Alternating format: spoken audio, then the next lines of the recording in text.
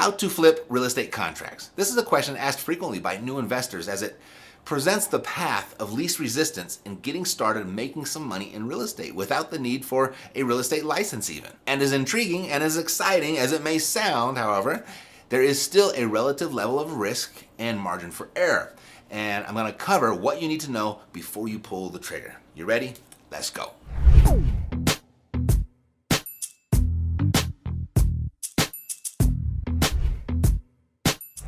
All right, so by the time we're done, you'll know what flipping real estate contracts is. You'll have 5 simple steps to follow to do it the right way. And then I'll even give you easy access to the money needed to pull it off. I mean, after this, you'll have 0 excuses to start earning the hundreds of thousands of dollars that are possible. I mean, even in your spare time. All right, so flipping real estate contracts is another way of saying assigning contracts, or more commonly referred to as wholesaling real estate. The terms, they're all used interchangeably, they all mean the same thing. So real estate contract flipping serves as a way for investors to act as intermediaries between sellers and end buyers.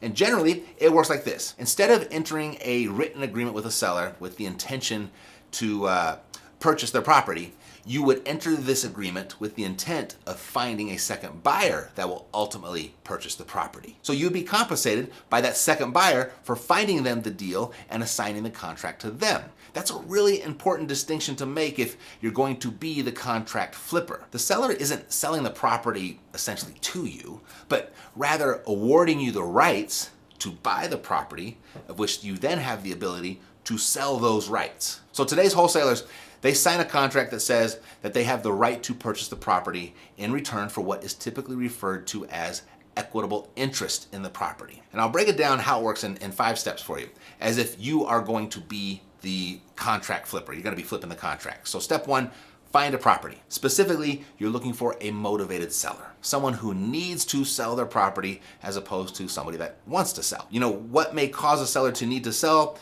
It might be something like, maybe they're facing foreclosure, or they just lost their job, or the property needs repairs and that they can't afford to fix. Or maybe they're just fed up with being a landlord. I mean, those are some really common reasons, but the list of reasons a seller would need to sell a property are seemingly endless. And that's where this process begins, finding a property owned by a motivated seller. Nothing happens without a motivated seller. Now, where do you find them? Well, a trip to the local courthouse to browse, say, eviction records, or default filings, or bankruptcy records. Those can be really good places to start. And typically you can get that information for free, as these types of records are available to the public. Or there are many list providers online where lists of property owners experiencing these types of problems can be easily purchased. If you'd like to use the one that I use, you can just take it for a free 7-day test drive. You can get access to that at epicpropstream.com. Now, step 2, contact the owners on your list. And you can do this by way of just calling them up on the phone, the good old-fashioned way. You could even go and knock on their door and asking them if they're ready to sell their property. Now, a more common way of contacting these owners is by marketing to them, like by sending them postcards in the mail, or placing ads in the classifieds, whether that be online or off, or by running digital ads on social media. Those are just a few ideas, but there are countless ways to market for motivated sellers. And when you find one that is open to selling their property to you, you'll then negotiate the price and terms at a discount, of course, and then you're ready for step 3. But first, if you like making money in real estate, let me know by hitting the like button. And if you take your real estate investing seriously, subscribe to the channel, because there's many more ways to make money in real estate, and I talk about them all here every week. All right, so step 3, write up the contract and get it signed, of course. And this is where many new investors, they get stopped. Their unfamiliarity of how real estate contracts work, that gets in the way of them taking this particular step. You see, most real estate contracts, they default to a period of time that is considered a free look. And this gives the buyer some time to do their homework to make sure this will be exactly what they want to buy. In the context of flipping contracts, this free look period can be used to find that second buyer that you're going to flip the contract to. So the verbiage of the contract between you and the seller, it's important.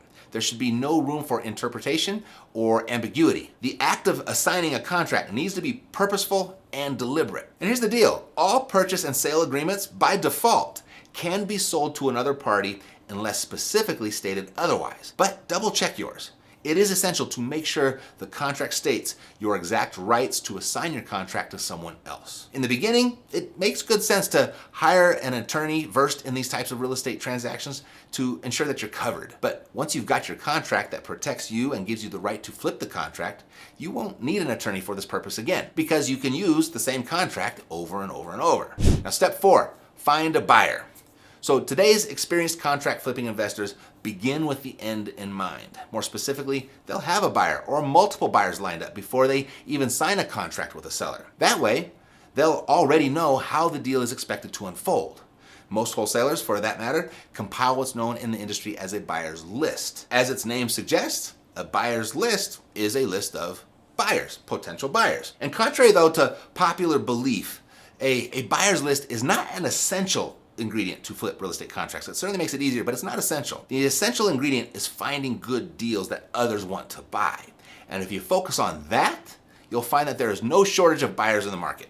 And you'll notice that your buyer's list will just happen. It'll just grow automatically. So if you have a buyer's list already or know someone that does, then start there and share your deal with that list.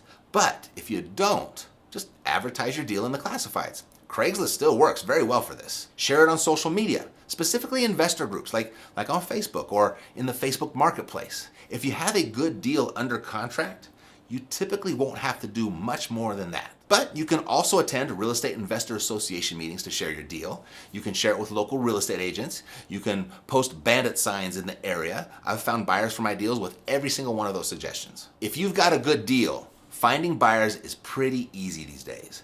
Most new investors think that this is the hard part, but it's not. Now, step 5, close the deal. Once you have identified an end buyer, it's time to close the deal officially. There are 2 ways to position the new buyer into the deal. The first way is to assign your rights to the new buyer by using an assignment of contract. In that contract, it'll state your fee that the new buyer is going to be paying you for your rights. And the second way is to enter into a new contract where you are actually the seller of the deal. So you'll have one contract with the seller where you are the buyer at say $100,000, and then you'll have a second contract with the new buyer where you are the seller in this case at say $110,000. Now both of these approaches, they work and they accomplish the same thing.